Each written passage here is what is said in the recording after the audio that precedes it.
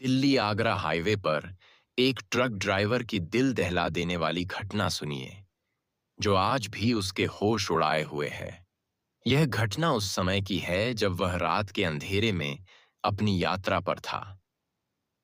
चलो अब आगे बढ़ते हैं।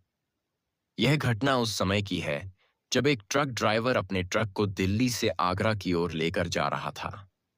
रास्ता सुनसान और रात का वक्त था। हाईवे के दोनों तरफ केवल अंधेरा फैला हुआ था। वह ड्राइवर लंबे समय से इस मार्ग पर आ जा रहा था, लेकिन उस रात कुछ अलग ही था। जैसे ही वह मथुरा के पास पहुंचा, उसकी आंखों के सामने एक अजीब सी छाया दिखी।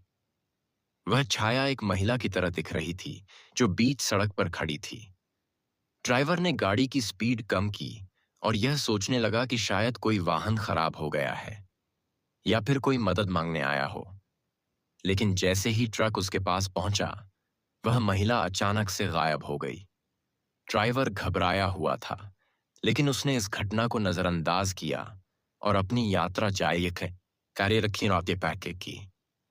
आगे बढ़ने पर वह फिर से उसी महिला का साया देखता है, लेकिन इस बार उसकी आंखों में एक डर था।